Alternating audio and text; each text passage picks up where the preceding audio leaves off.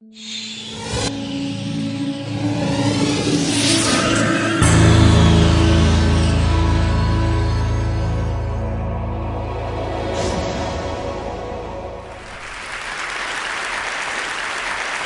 I'm a huge believer in hands-on education.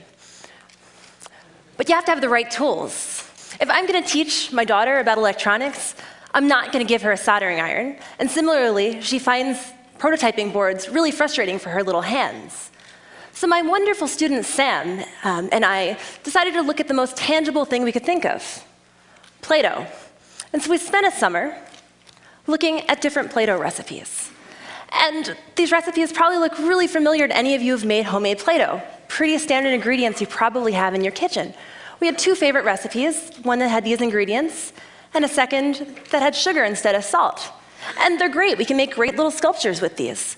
But the really cool thing about them is when we put them together.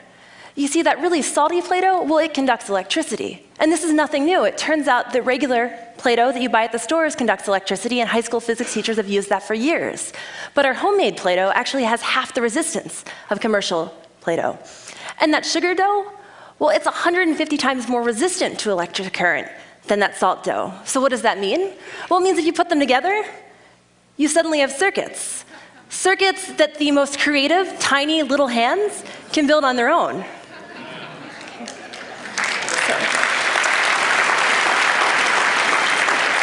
So I want to do a little demo for you. Okay.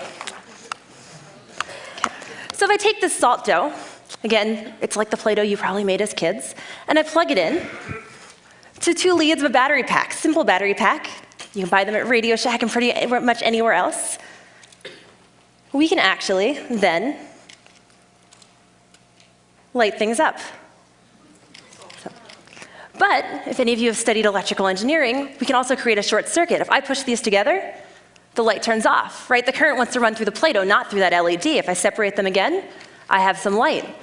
Well, now if I take that sugar dough, the sugar dough doesn't want to conduct electricity. It's like a wall to the electricity.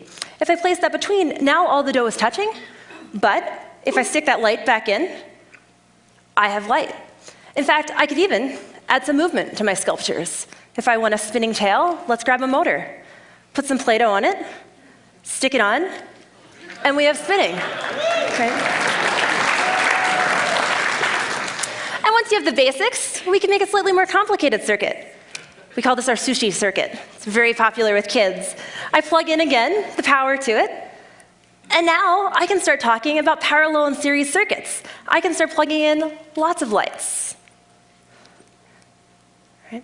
And we can start talking about things like electrical load. What happens if I put in lots of lights and then add a motor, right? It'll dim. We can even add microprocessors and have this as an input and create squishy sound music that we've done. You could do parallel and series circuits for kids using this. So this is all in your home kitchen. We've actually tried to turn it into an electrical engineering lab. We have a website, it's all there. These are the home recipes. We've got some videos, you can make them yourselves. And it's been really fun since we put them up to see where these have gone.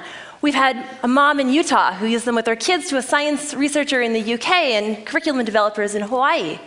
So I would encourage you all to grab some Play-Doh, grab some salt, grab some sugar, and start playing. We don't usually think of our kitchen as an electrical engineering lab or little kids as circuit designers, but maybe we should. Have fun. Thank you.